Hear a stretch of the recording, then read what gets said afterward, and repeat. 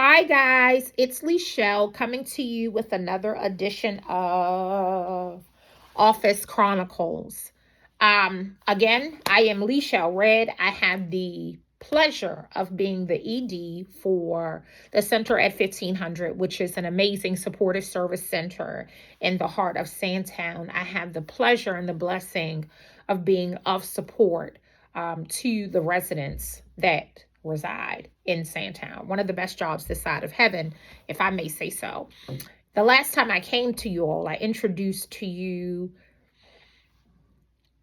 something that God laid on my heart and said, you can do this. And I ain't even asked him how, because I believe it. And I introduced it to you all, and I told you all to support like I always do. But many times when I ask you to support, things are going so fast and I really don't have an opportunity to explain to you the whys. So I went back to my most recent why and I asked her if I could share her story. And she said, sure. So I want to tell you Tuesday, August the 29th at around 6:18 p.m. It's a little bit earlier than that. So it was probably around 4:50 something. A young lady by the name of Jada Gilmore, that I got a call from one of our neighbors that she came into Sandtown looking for me with a set of twins, Caleb and Autumn, and a 1-year-old, Melanie. And I said, okay, well, I'm going to pick my daughter up and I'm going to come straight back. Is she okay sitting at your house? And the neighbor said, of course. I'll offer her some tea and, we'll keep her comfortable until you get here. So I get back and I see this beautiful yet disheveled young lady who within 30 seconds told me she was fleeing from an abusive husband. So I said, well, let's get you some. Sorry, I'm fighting a cold. I do this in real time. There are no filters. There are no pauses. When I'm talking to you, I talk to you. We're family. So I want you to know some of the things that we're facing here. And today is all about the why. So excuse my Kleenex. I'm fighting a cold. So Googled some emergency shelters. Went to my Rolodex. Emergency shelters that, per Google, house women with children. Called about 30. No. The site's wrong. We don't house women with children. The site's wrong. We don't house women with children. Miss, we cannot help you. So I reach out to Tina Jason, who is on staff as Chief Operating Officer. She was a little bit more hopeful than I am. And she says, well, hold on, call this number. Well, the number that she gave me said, well, she can do an intake and we'll get back to her. Well, what is Jada supposed to do now?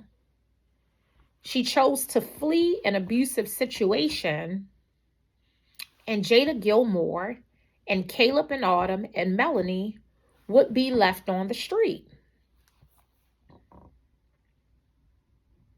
So I called every county and nothing.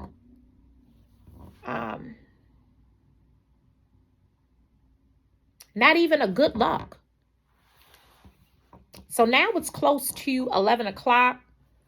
The children are visually tired, hungry. She's scared.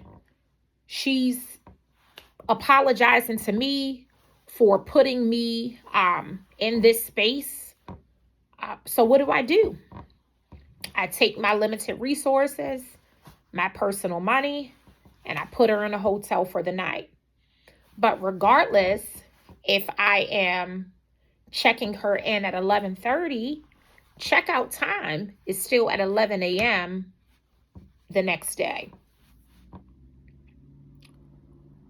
So I house Jada night 1, night 2, night 3, night 4, night 5, not because I'm rich, but because what is the alternative?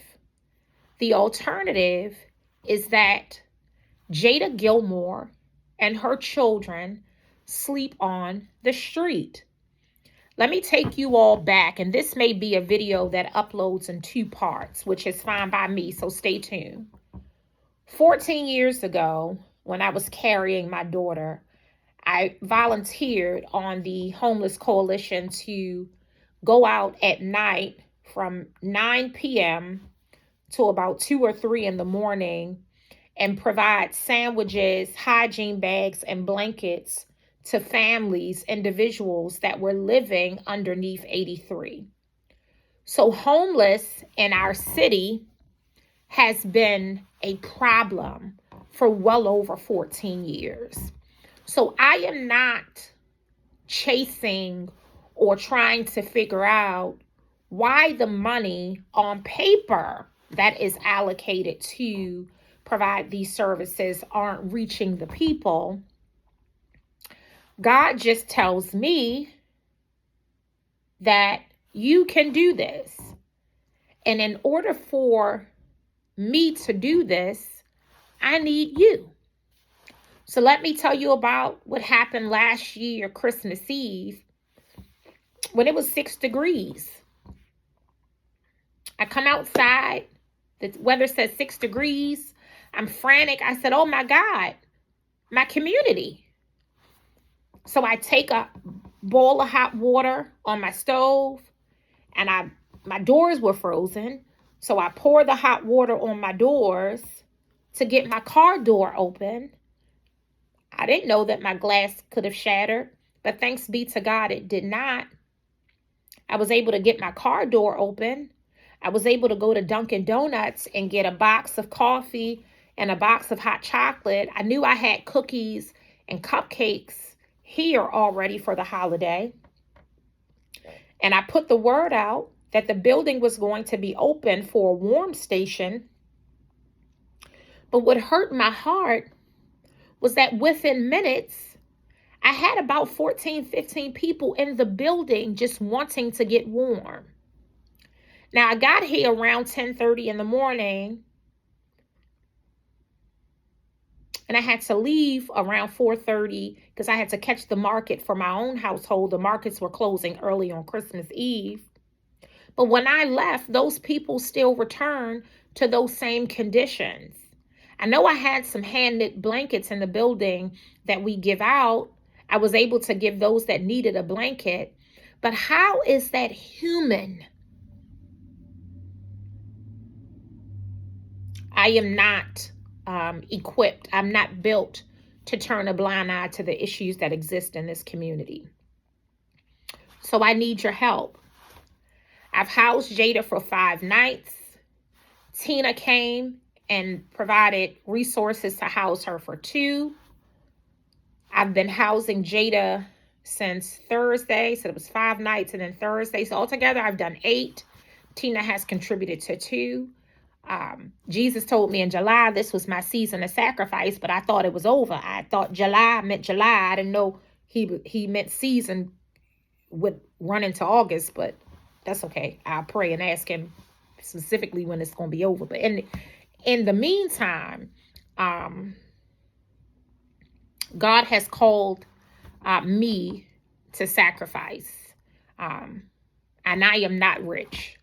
I can send you all or put here a screenshot of what my income is on the 20th and on the 5th. So it is only by the grace of God that I am able to help, because I am not able to turn a blind eye. And to date, I am not able to call any of these resources that are on this system that Google market that they're able to help in some capacity and get the help.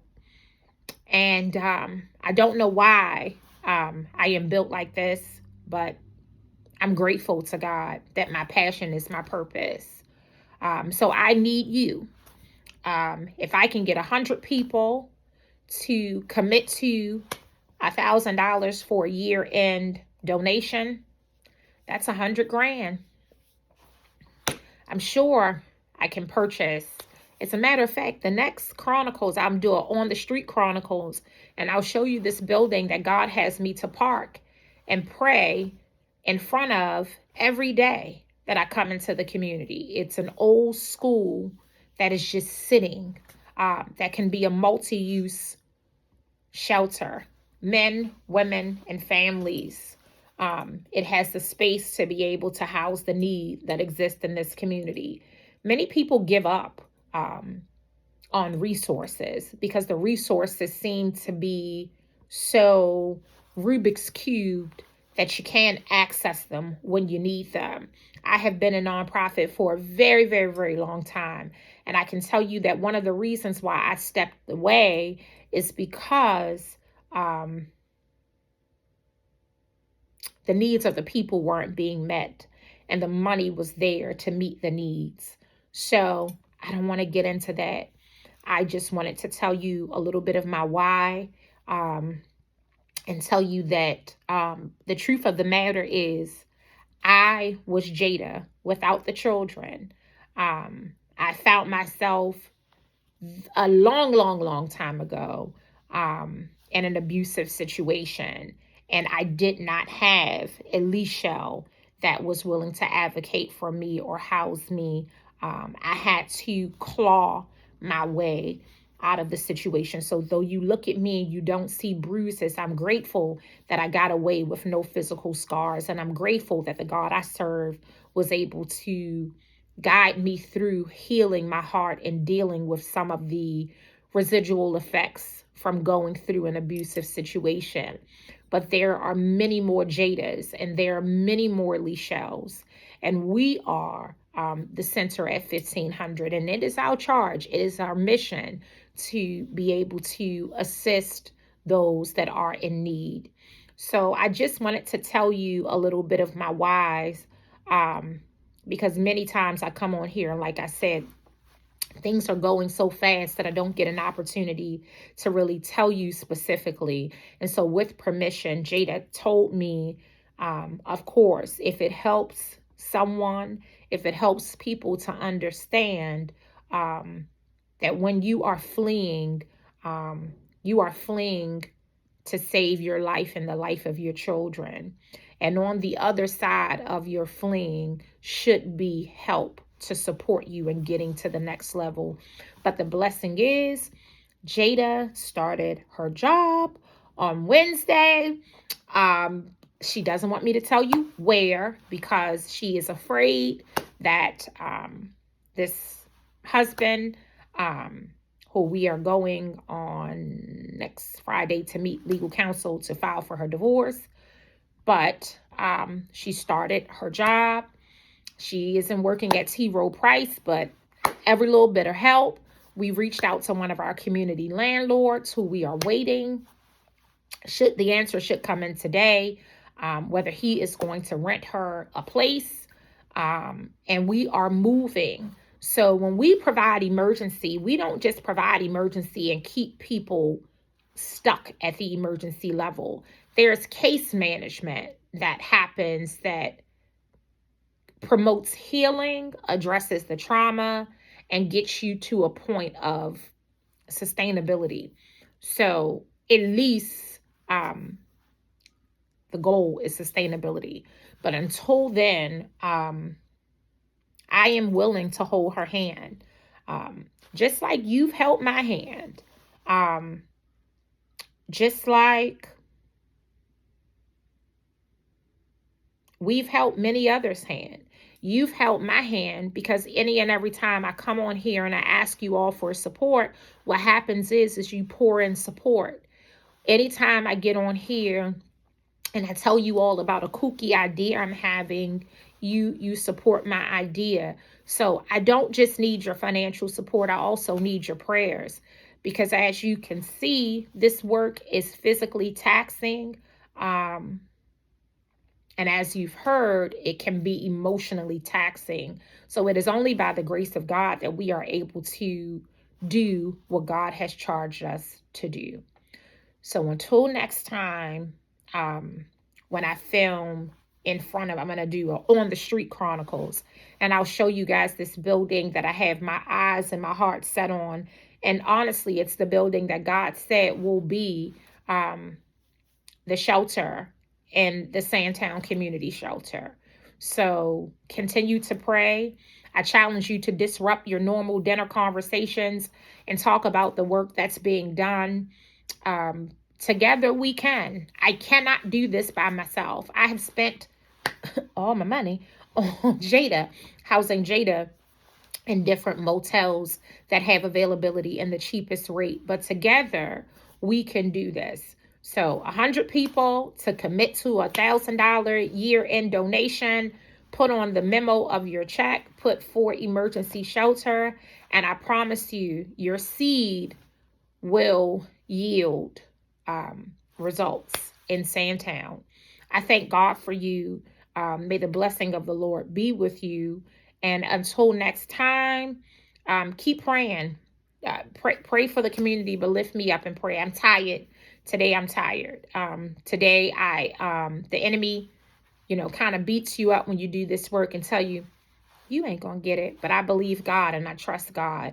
And I know you all believe in me. And guess what? I believe in you. So I love you all.